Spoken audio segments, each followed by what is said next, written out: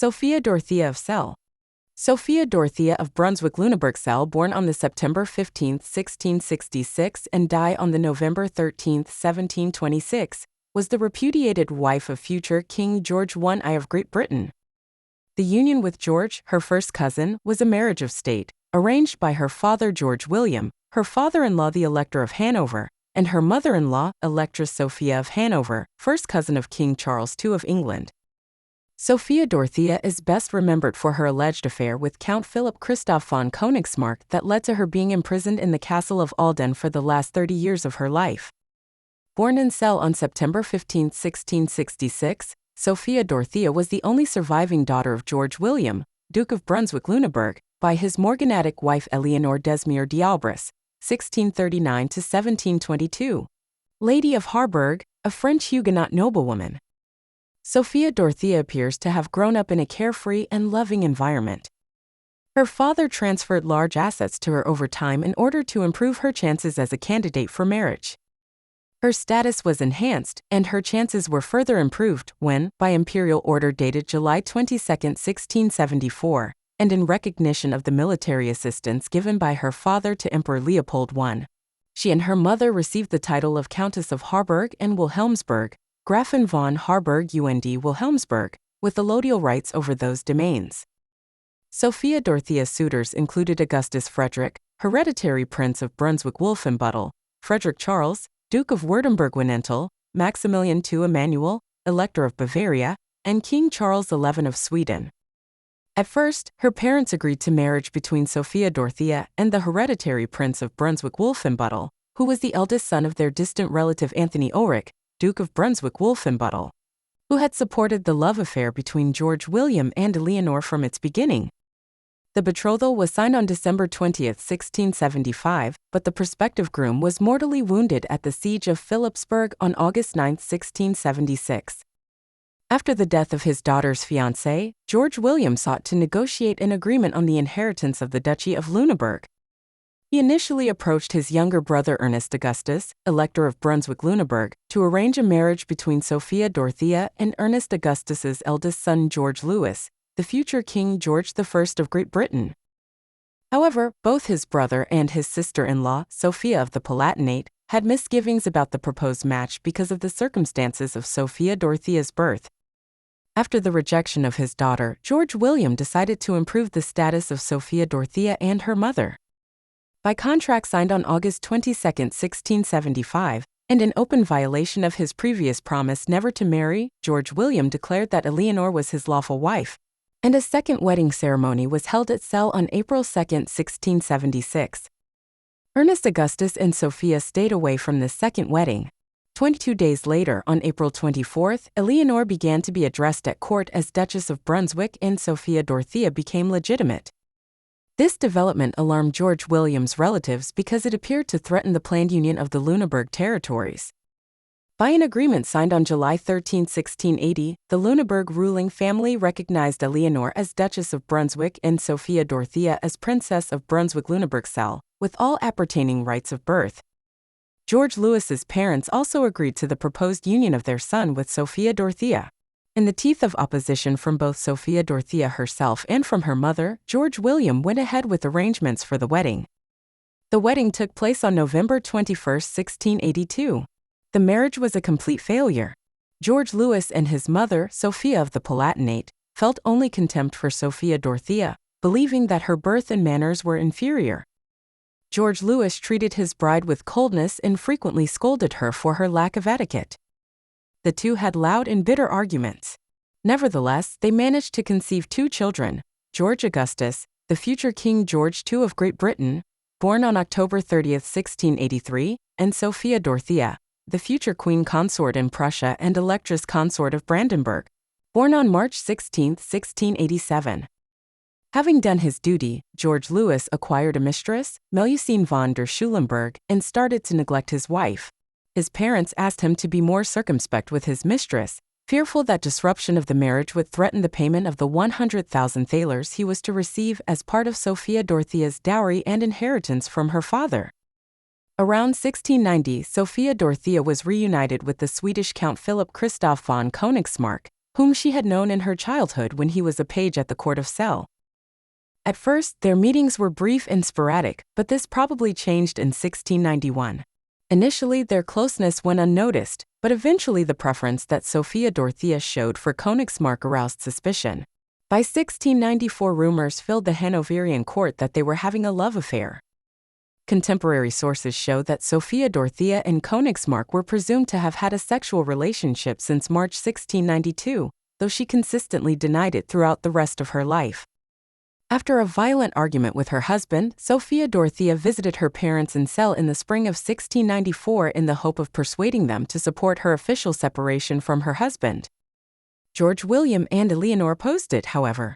Sophia Dorothea's father was waging war against Denmark and Sweden and was dependent on the help of his brother. He sent his daughter back to Hanover. In the summer of 1694, Sophia Dorothea, together with Königsmarck and her lady-in-waiting Eleanor von dem Niesbeck, planned an escape, hoping to find refuge either in Wolfenbüttel, under the protection of Duke Anthony Ulrich, or in the Electorate of Saxony, where Königsmarck was a major general in the cavalry. Countess Clara Elizabeth von Platen, a former mistress of Elector Ernest Augustus, had tried in January 1694 to persuade Königsmarck to marry her daughter Sophia Charlotte, but he had refused. Offended, she revealed to the Electoral Prince George Louis the love affair between his wife and Königsmarck, as well as their plan to escape. On the night of July 11, 1694, after a meeting with Sophia Dorothea in the Lane-Schloss, Königsmarck disappeared without a trace. It appears that he was killed on the orders, tacit or direct, of George Louis or his father the Elector, and that his body, weighted with stones, was thrown into the River Lane. Four of Ernest Augustus's courtiers are said to have committed the murder, and one of them, Don Niccolo Montalbano, received 150,000 thalers, about 100 times the annual salary of the highest-paid official. No trace of Königsmarck was ever found. King Louis XIV of France questioned his sister-in-law Elizabeth Charlotte, a maternal first cousin of George Louis, about the murder, but she pretended ignorance. Louis then sent agents to Hanover, but they could shed no more light on the mystery than King Augustus II of Poland and Saxony, who spent weeks searching for his missing general. Ernest Augustus and his brother George William, Sophia Dorothea's father, made a formal complaint to Emperor Leopold I against Augustus II's unfriendly acts and threatened to withdraw their troops from the Grand Alliance in the war against France. Both the Emperor and the Elector Frederick III of Brandenburg exerted pressure on Augustus II. But the Polish envoy continued his investigation and even told Count von Platen that Königsmarck had either been captured or killed on the orders of his wife the Countess, out of jealousy. In 2016, construction workers installing an elevator in the Lane-Schloss found human bones in a pit. These were initially assumed to be Königsmarck's remains, but examination suggested that it is unlikely. When his affair with Sophia Dorothea was about to become public, Königsmarck handed their love letters to his brother-in-law, the Swedish Count Carl Gustav von Lohenhaupt. The latter's heirs later offered to sell the correspondence to the House of Hanover, but they demanded such a high price that the court rejected the offer and questioned the authenticity of the letters. The correspondence was published in the middle of the 19th century. The majority of the letters are now in the possession of Lund University in Sweden, although a few ended up in the possession of Sophia Dorothea's grandson, King Frederick the Great of Prussia, after his sister, the Swedish Queen Consort Louisa Ulrika, allegedly stole them and sent them to him. Today the authenticity of the letters has been established beyond any doubt. The lovers rarely dated their letters, but they numbered most of them. The Hanoverian historian George Schnath calculated on the basis of the existing correspondence that there were originally 340 letters written by Königsmarck and 320 written by Sophia Dorothea. The missing letters seem to have been confiscated and destroyed by the Hanoverian authorities after the affair became public. The state archives in Hanover provide scant information about the critical years. Even the correspondence between the Electress Sophia and her niece Elizabeth Charlotte, which might have shed some light on events, was censored afterwards. George Louis demanded a legal separation from his wife, citing her as sole culprit on grounds of desertion. During the divorce proceedings, he had Sophia Dorothea placed under arrest in Launau Castle. On December 28, 1694, the dissolution of the marriage was pronounced, and Sophia Dorothea was named as the guilty party for maliciously leaving her husband. She was forbidden to remarry or to see her children again. Her name was removed from official documents, she was stripped of her title of electoral princess, and churches in Hanover were no longer to mention her name in prayers.